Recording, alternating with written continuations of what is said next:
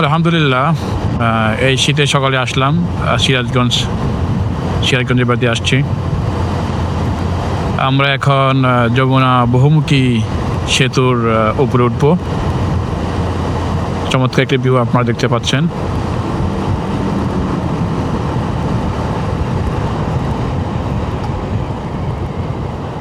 যমুনা সেতু পূর্বটোল।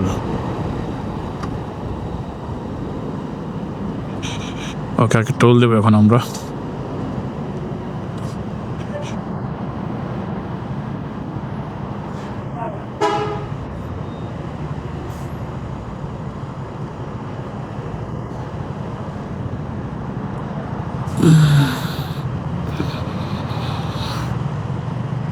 ওকে, টোল দেওয়া শেষ। অসাধারণ পরিবেশ। এটাতে অনেকবার আসা হয়েছে, কিন্তু এবার বাইক নিয়ে আসলাম ফর দ্য ফার্স্ট টাইম। তো অনুভূতিটা একটু অন্যরকম। ওকে, চলুন আমার সাথে। ওকে, Jamuna bridge.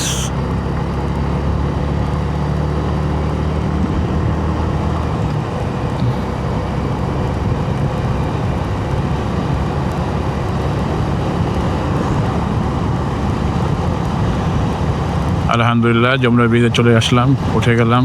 For the first time বাইকে করে আসলাম।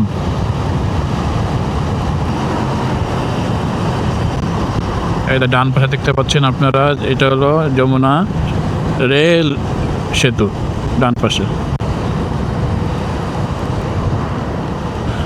সৌরভ,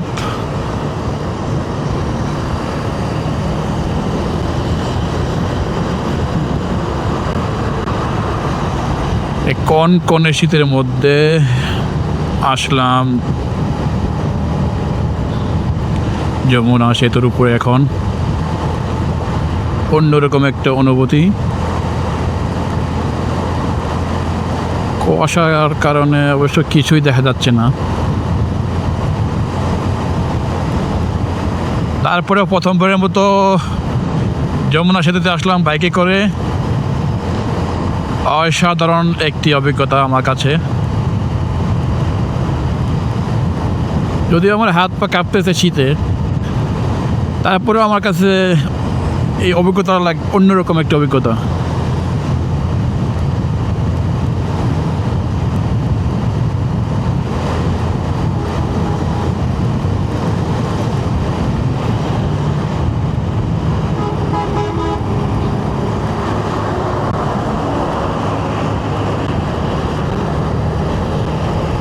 অসাধারণ। ডান পাশে দেখতে পাচ্ছেন আপনারা যমুনা রেল সেতু, নতুন করে এটা করা হয়েছে। অসাধারণ। এই যমুনা সেতু আপনার উত্তরাঞ্চলের সাথে ঢাকাকে সংযুক্ত করেছে, এবং এর মাধ্যমে দেশের অর্থনীতির একটি বিশাল পরিবর্তন এসেছিল এবং এখনও আছে। যেমনটা পশ্চিমাঞ্চলকে ঢাকার সাথে যুক্ত করার জন্য পদ্মা সেতু করা হয়েছে, এটা করা হয়েছিল উত্তরাঞ্চলকে ঢাকার সাথে সংযুক্ত করার জন্য। এবং এটা করার কারণে জিডিপিতে একটি ব্যাপক প্রবৃদ্ধি লক্ষ্য করা গিয়েছে তখন। অসাধারণ। হ্যাঁ, বাইকে করে প্রথমবারের মতো যমুনা সেতুতে রাইড করতেছি। এটার অভিজ্ঞতা অন্যরকম।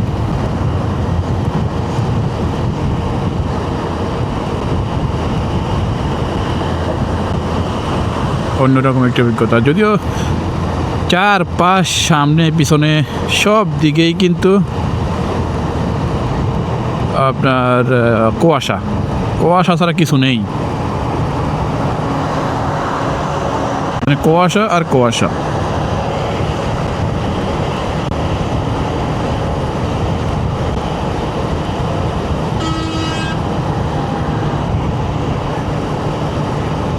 কুয়াশা কত প্রকার ও কি সবই বোঝা যাচ্ছে।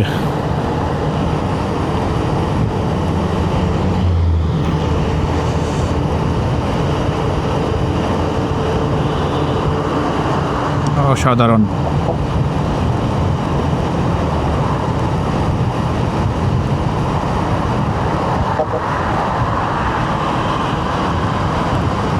যমুনা বহুমুখী সেতু পার হচ্ছি।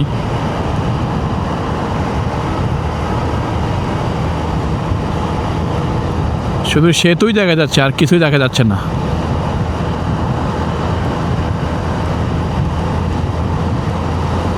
4.8 কিলোমিটার এই সেতুটি।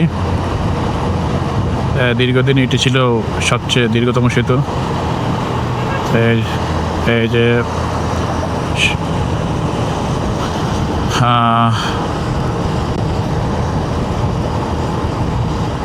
সেতু পার হয়ে গেলাম। বর্তমানে পদ্মা সেতু 6.15 কিলোমিটার দীর্ঘ সেতু। এটি এখন দীর্ঘতম সেতু।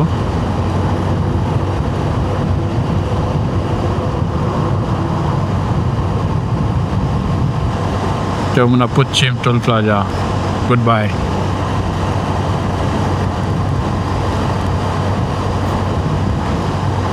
সেতুর দুই পাশে যখন সংযোগ সড়ক করা হয় তখন দুই পাশে সড়ক আরও বেশি সুন্দর লাগে। আশেপাশে পরিবেশ থেকে শুরু করে সব কিছুই একটু সুন্দরভাবে গোছালোভাবে সাজানো হয়।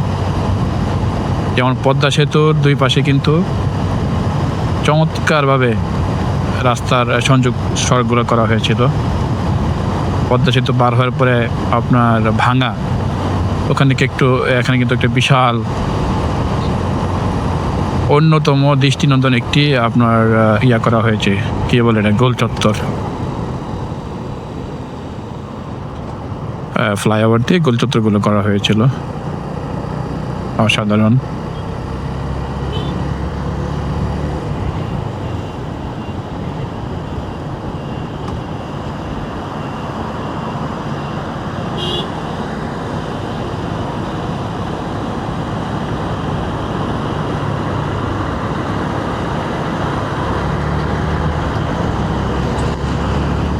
আমরা এখন টাঙ্গাইল পার হয়ে সিরাজগঞ্জ জেলায় প্রবেশ করলাম।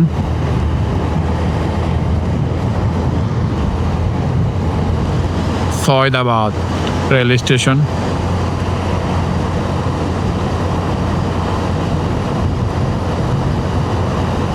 এখন আমরা 4 নম্বর জেলায় আছি আর কি। ঢাকা থেকে পার হয়ে গাজীপুর পার হয়ে টাঙ্গাইল পার হওয়ার পর এখন আমরা আছি সিরাজগঞ্জ জেলায়। তো বলা যায় 4টা জেলার ট্যুর